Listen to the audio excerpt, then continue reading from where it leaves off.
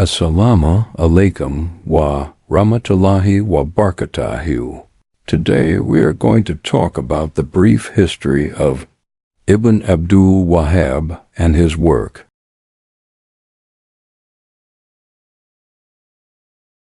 Muhammad ibn Abdul Wahhab an-Nadi at-Tamimi was born in Yana in Najd, eastern province of present Saudi Arabia, in 1703. The followers of Abdul Wahhab quote his biography from two main books: 1. Rod Hadal Afkar wal Afam by Ibn Ghanem, and 2.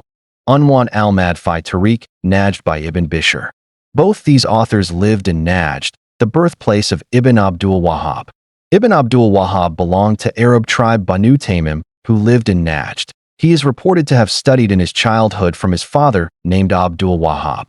It is reported that Ibn Abdul Wahhab spent some time in Basra, southern Iraq, from where he traveled to Makkah al-Mukarramah and Madinah al-Munawwarah. All historians agree that his new thinking on Salafism was developed when he was in Basra. When he returned to his native town in 1740 at the age of 37, he had completely transformed into a rebel against the jurisprudence authorities of the Imams of Fiqh, Hanafi, Shafi'i, Maliki, and Hanbali. On his return to Najd, he started propagating his new beliefs in his lectures. It is reported that Ibn Abdul Wahhab managed to convince his town's in-charge Uthman ibn Muammar, and with his support, he started implementing his new beliefs in the town by force. The first thing Ibn Abdul Wahhab did was, by convincing and colluding with Ibn Muammar, he destroyed, leveled, and erased the grave of Hazrat Zayd ibn al-Khattab, who was a companion of Prophet Muhammad and brother of Hazrat Umar ibn al-Khattab, the second caliph of Islam. Destruction of the grave of Hazrat Zayd ibn al-Khattab and his rebellious speeches in collusion with local authorities drew the attention of Sulayman ibn Muhammad ibn Gurair of Bani Khalid, the tribal chief of Al-Hassa and Qatif in Najd. He became furious and ordered Abdul Wahhab's arrest for his destructive activities. The news reached Ibn Abdul Wahhab in time, and he fled from his hometown. Ibn Abdul Wahhab knew the brothers of the neighboring tribal ruler Muhammad ibn Saud. With their help, he took refuge in a place called Diriyah in 1740, where Muhammad ibn Saud was the ruler. In Diriyah, Ibn Abdul Wahhab first developed acquaintance with the wife of the tribal ruler and convinced her of his new beliefs. Gradually, the ruler and all his family members were converted into new faith. Thus, Ibn Abdul Wahhab became Minister of Religious Affairs in the territory held by Sauds, who belonged to Anza tribe in Najd. Later, he married the sister of the ruler. The new faith and new rules were gradually implemented in the areas held by Sauds. Armed with the new faith and as zealous Ibn Abdul Wahhab, the Sauds fought many battles for the next 140 years, mounting many military campaigns with the help of other neighboring tribes of Kuwait, Bahrain, etc. They won and lost several wars, but finally took control of the whole Arabian Peninsula in 1925 with British support. In the Second World War, Turkey was defeated and Muslim Caliphate was abolished in March 1924. In 1938, oil wells were discovered, and the new kingdom gained a lot of wealth from their oil fields. The Nadi-based dawah of Salafism began to be heard vociferously following the discovery of oil. With massive oil wealth and control of holy places of Muslims, the zealous Wahhabi missionary thrived in the Middle East and the rest of the world. Islamic publishing houses in Cairo, Beirut, India, Pakistan, Central Asia, and Far East were subsidized by Wahhabi organizations, which prevented them from publishing traditional works on Islam. As the oil wealth increased, the subsidy and financial assistance was also expanded in the world, which has resulted in the current chaos in Muslim world. From the times of Ibn Abdul Wahhab, the religious affairs are controlled by the direct descendants of Ibn Abdul Wahhab in Arabian Peninsula. Ibn Abdul Wahhab's descendants are known as al-Sheikh, House of the Sheikh, on the lines of Alan Nabi, House of the Prophet Muhammad in Saudi Arabia. The family of al-Sheikh has included several Salafi scholars, including the former Grand Mufti of Saudi Arabia, Muhammad ibn Ibrahim al-Sheikh, who issued the fatwa calling for the abdication of King Saud in 1964. Both the current Saudi Minister of Justice and the Grand Mufti of Saudi Arabia are also descendants of Ibn Abdul Wahhab. Ibn Abdul Wahhab built his Salafi ideology on the principles developed by Ibn Taymiyyah. He wrote many books which are famous among his followers. These include Kitab al-Tawhid, the Book of the Unity of God; Kitab al-Kabair, the Book of Great Sins; Kitab al-Iman, the Book of Belief, etc. Ibn Abdul Wahhab's father and his brother Sulayman were the followers of Hanbali school of thought. They are regarded as virtuous people by many historians. They are reported to have strongly opposed Ibn Abdul Wahhab's actions in spreading the new faith. They first tried to explain him the ill effects of his actions. They refuted his claims from the verses of Holy Quran and Ahadith. It is reported that Ibn Abdul Wahhab never agreed to consider the sayings of earlier or later scholars, whoever they may be, other than Ibn Taymiyyah and his student Ibn al-Qayyim al-Jawziyah. He considered their sayings as explicit, plain verses of the scripture. When he stayed adamant, they together wrote a book entitled Divine Lightning, refuting the claims of Ibn Abdul Wahhab. This book was published in Iraq in 1888. Historians also mention that Ibn Abdul Wahhab's brother Sulayman openly questioned his beliefs and refuted him emphatically in public. He wrote his refutations in a book titled Faslul Kitab fi Arad Allah Muhammad ibn Abdul Wahhab, the emphatic speech on the refutation of Muhammad ibn Abdul Wahhab. It is reported that Ibn Abdul Wahhab had declared that whoever contradicted him was a blasphemer, and thus his killing was legalized in the areas controlled by Wahhabis. When Sulayman did not yield to Ibn Abdul Wahhab's line of thinking, it is reported that many attempts were made on his life, in his house, in the market, and even in the mosque where he used to go for prayers, but he survived all these attacks. His followers claim that Ibn Abdul Wahhab's movement was an effort to purify Islam. But the history portrays a different picture altogether. Wahhabis are famous for many things. They cleansed their territory from their main rivals, Sunnis. The massacre of Taif is a testimony of the brutal ethnic cleansing. They erased everything that was reminiscent of Islam until their occupation of Arabian Peninsula. They destroyed all relics of Islam that were kept safe from centuries. The Wahhabis claim that they follow the Salaf, that is the companions of Prophet Muhammad, and their second-generation followers to being. But they made mockery, ridicule, of their own claim when they destroyed, leveled, and erased the graves of every single Salaf, including Prophet Muhammad's family members, Sahaba, their second-generation followers, Tabi'in, and all important personalities of Islam from Prophet's time till date. They even attempted to destroy the green dome of Prophet twice, but Allah protected it. They did not stop. At that, they started equating prophets with normal sinful human beings. They continue to make all-out effort in their teachings and propagation to downgrade the respect of prophets, particularly the respect of Prophet Muhammad, his family, and companions. They publicly accuse Imam Hussein as guilty and praise his assassins as virtuous. Ibn Abdul Wahhab denounced legendary Sufi sheikhs as being heretical for respecting prophets and elders in Islam. He stopped celebration of the birthday of Prophet Muhammad. The list of his evil deeds is pretty long. Scholars' opinions about Ibn Abdul Wahhab. 1. Egyptian scholar Ibn Ahmad Barakat al-Shafi, who wrote a book named Kitab Rad ad-Dalala wa Qum al-Jahala.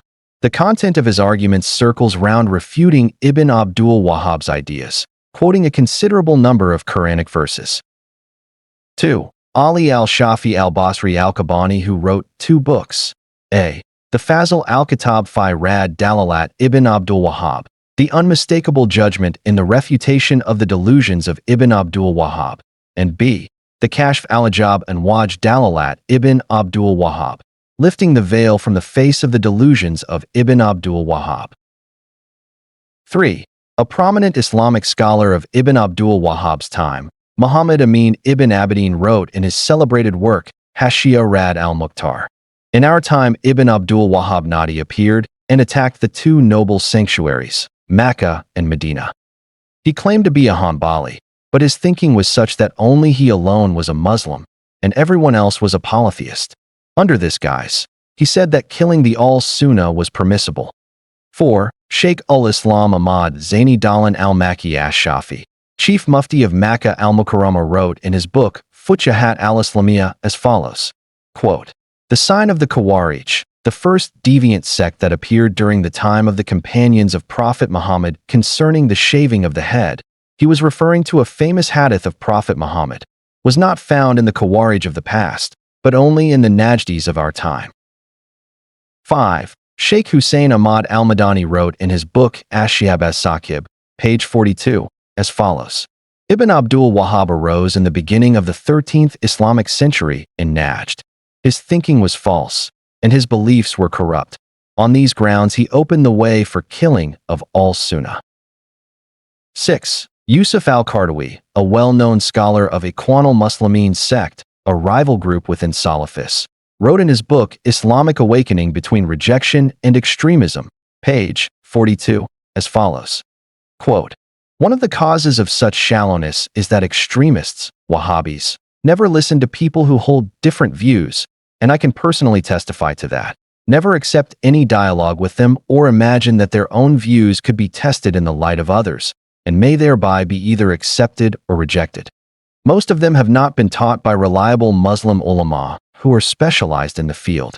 Rather, they have received semi-knowledge directly from books and newspapers without any opportunity for revision or discussion which could test the learner's understanding and analyze the depth of his knowledge. They simply read, understand, then deduce what they wish. However, their reading, understanding, and deduction may well be wrong or deficient. There might be someone somewhere who opposes their opinions on stronger and more valid basis, but they are not aware of that because nobody has drawn their attention to such a possibility. These devout young people have ignored the facts that if they want to study Sharia, they must seek the help of reliable Muslim scholars. They cannot venture into this extensive and entangled discipline without the guidance of reliable Muslim scholars who can interpret and explain obscurities, define terms, and point out the relationships between the parts and the whole, and also equate similarities. Those who venture into it alone will meet with the same catastrophic results which could certainly befall the unskilled swimmer who ventures into dangerous waters. Unquote. On page 41 of his book, Islamic Awakening Between Rejection and Extremism, Dr. Yusuf al-Qaradawi wrote, quote, Imam al-Shatibi wrote, in his book Al-Idism, Ibn Abbas was right. When a person knows the reason behind certain verse or surah, he knows how to interpret it and what its objectives are. However, ignorance of that leads people to misinterpret it and to have different opinions, without an insight and knowledge which could lead them to the truth and prevent them from indulging ignorantly in such matters with no support or evidence from Sharia, and therefore go astray and lead people astray. This can be demonstrated by what is reported by Ibn Wahhab from Bakir. Once Bakir asked Nafi, what does Ibn Umar think of al-Huriyah, Khawarij who were also called al-Huriyah after the place Harora, where they gathered and were found by Hazrat Ali and others? Nafi answered, he thinks they are the most evil of people. They applied the verses which pertain to the kufr on the believers. Unquote. Imam Bukhari recorded Ibn Umar as saying, Sahih Bukhari, Volume 9. These people, the Khawarij and heretics, took some verses that had been revealed concerning the disbelievers and interpreted them as describing for the believers. Many scholars have concluded that Salafists are neo-Kharijites in their behavior and attitude towards other Muslims. This is because they have specific traits which were only found among the Kharijites of the past. One of the most striking things noticed is their direction of Quranic verses that were revealed specifically for the unbelievers. They used these verses on Muslims. This was a well-known practice of the past Kharijites. Since Salafists do not have any coherent fiqh, they reject the four prominent imams of Islamic jurisprudence. They try to derive the Sharia and the Aqidah, belief, from Quran and the Hadith by themselves. And they do not consider it necessary to study Quran and Hadith under the watchful eyes of ulama and shuyukhs of Isan. The results are there for everyone to see. Look at the state of affairs of Muslims throughout the world. Look how the Muslim society is divided today. Look at the horrendous state of divisions and conflicts which has mutilated Salafi Islamist movement in the world today. New groups of Salafists are coming up in every part of the world. New subdivisions are emerging on a weekly basis. A few of their prominent subdivisions are Al-Hadith, Dio-Andis, Jamaat-e-Islami, Muslim Brotherhood, Tablighi Jamaat, Taliban, Lashkar-e-Taiba, etc. These divisions are splitting the Muslim society into bits and pieces. This has resulted in abuse of Muslims in the hands of selfish people in power in many countries. Look at how they are being treated around the globe. Look how Muslim countries are falling prey to anarchy one after another. It is a clear indication that Allah and His Apostle Muhammad are angry. We need to think about the facts, correct ourselves, come back to Sahih Iman and seek Allah's forgiveness for the wrong faiths and deeds that are unchecked and uncontrolled in Muslim society these days. The origin and historical background of Saudi royal family. Historians have traced that the Sauds belonged to Anza tribe who were settled in Najd around 1450 AD. It is said that Sauds were originally Jews and shrewd feudal lords. In early 1960s, the Saud al-Arab broadcasting station in Cairo, Egypt, and the Yemen broadcasting station in Sana'a confirmed the Jewish ancestry of the Saudi royal family.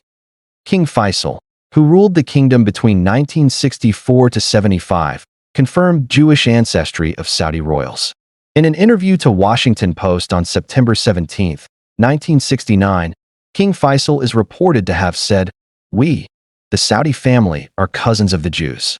We entirely disagree with any Arab or Muslim authority which shows any antagonism to the Jews, but we must live together with them in peace. Our country, Arabia, is the fountainhead from where the first Jew sprang, and his descendants spread out all over the world." There is an official Saudi account of the ancestor of al-Saud clan. Saudis claim the ancestor of current Saudi royals was Mani ibn Rabi'a al-Muradi, who had settled in Diriyah. The ancestry of Mani ibn Rabi'a is not known, except that he was the descendant of a Anza tribe. Mani was invited by a relative named Ibn Diyar. Ibn Diyar was the ruler of many villages that make up modern-day Riyadh. Ibn Diyar gifted Mani 2 small villages where he settled and renamed these villages as al-Diriyah. The researchers have found out the ancestor of al-Saud to be Mordecai bin Abraham bin Moshe, a Jew from Anza tribe who lived in Basra, Iraq, and moved to Najd and settled in Diriyah. The official account of al-Saud's claims their ancestor to be Mani ibn Rabi'a al-Muwadi, from an Anza tribe who settled in Diriyah. Probably both these accounts are referring to the same person who is the ancestor of Saudi royals. Some people claim that ancestors do not matter in Islam. Once you have accepted Islam, it does not matter who were your ancestors. It is true that ancestry has no significance in Islam as long as you have accepted Islam in a true sense. If someone uses deception and fools Muslims about his acceptance of Islam, it means he is still the adherent of the religion of his ancestors. Look at the systematic destruction of Islam in the hands of Saudi royals, how they have destroyed all Islamic memorials in the name of Islam. Confessions of Mr. Hemper. Memoirs of Mr. Hemper, the British Spy to the Middle East, is a book that was published in series, episodes, in Spiegel, the German paper, and later in a prominent French paper. It is reported that a Lebanese doctor translated the book into Arabic. Waqf E-Class Publications, Turkey translated it into English under title, Confessions of a British Spy. Hemper's confessions were mentioned in a research study titled The Emergence of Al-Wahhabiyya Movement and Its Historical Roots by Colonel Al-Amri Saidi Mahmoud Najm, General Military Intelligence Directorate, Government of Iraq. This research study was discovered by U.S. forces in May 2003 after their capture of Iraq.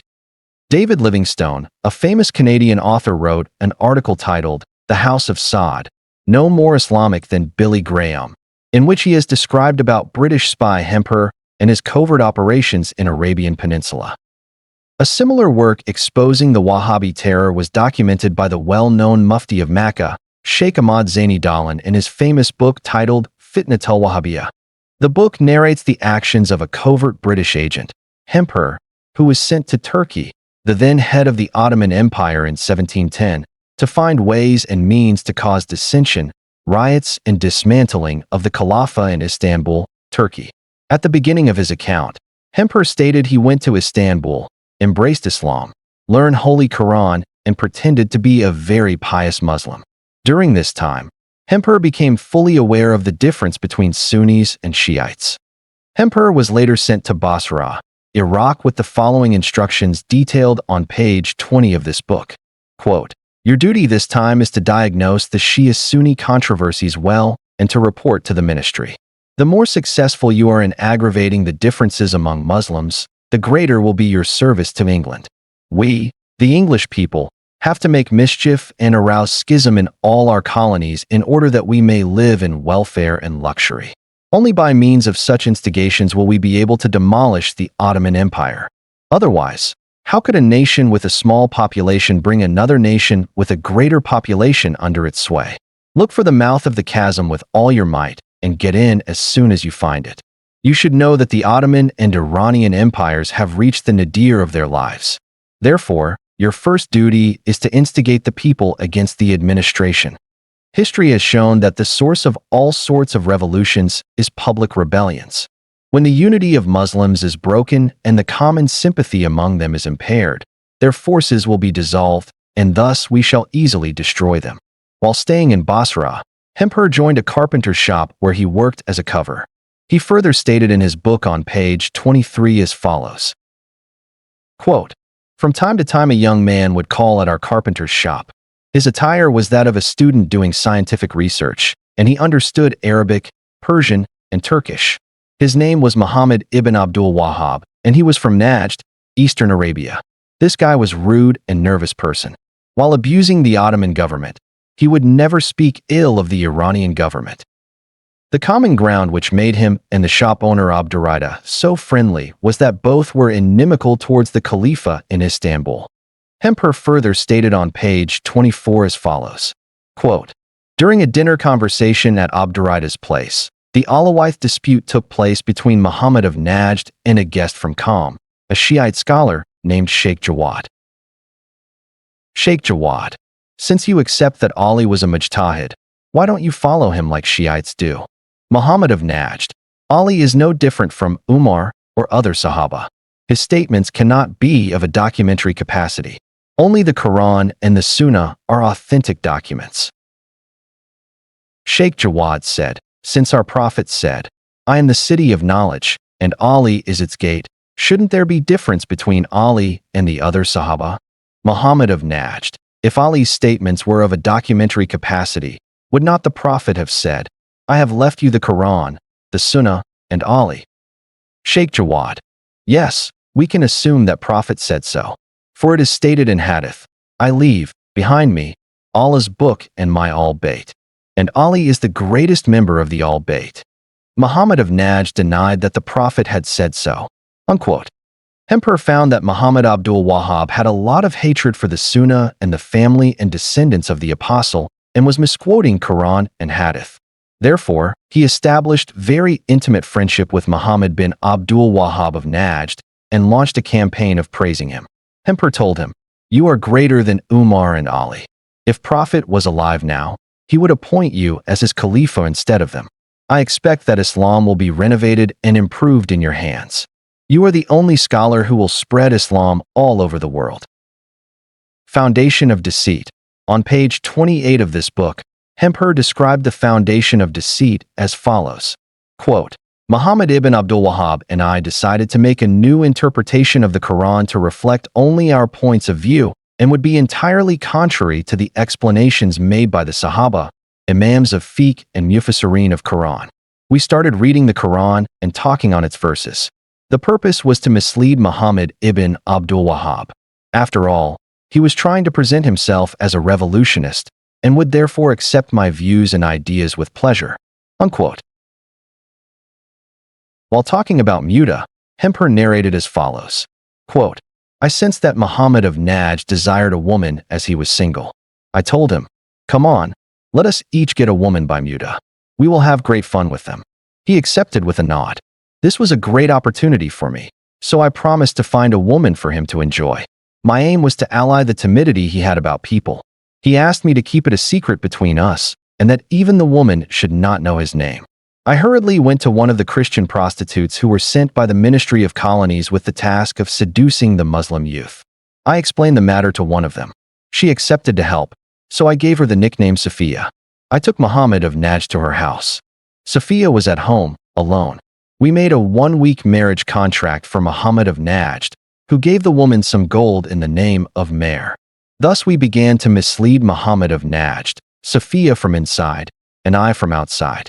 Emperor recounts an incident of Muhammad ibn Abdul Wahhab getting drunk with a Christian prostitute nicknamed Sophia as follows. Quote, I told Sophia to make Ibn Abdul Wahhab drunk heavily. Afterwards, she said, I did as you said and made him drink excessively. He danced and had sex with me several times in the night. From then on, Sophia and I completely took control of Muhammad of Najd. In our farewell talk, the Minister of Colonies said, we captured Spain from Muslims by means of alcohol and fornication. Let us take all our lands back by using these two great forces again. Now I know how true a statement it was. Unquote. Emperor further elaborated, quote, the ministry devised a subtle scheme for Muhammad of Najd, as detailed below. 1. He is to declare all Muslims as disbelievers and announce that it is halal to kill them, to seize their property, to violate their chastity, to make their men slaves and their women concubines, and to sell them at slave markets. 2. He is to strive to dissuade Muslims from obeying the Khalifa. He is to provoke them to revolt against him. He is to prepare armies for this purpose. He is to exploit every opportunity to spread the conviction that it is necessary to fight against the notables of Hijaz and bring disgrace on them. 3.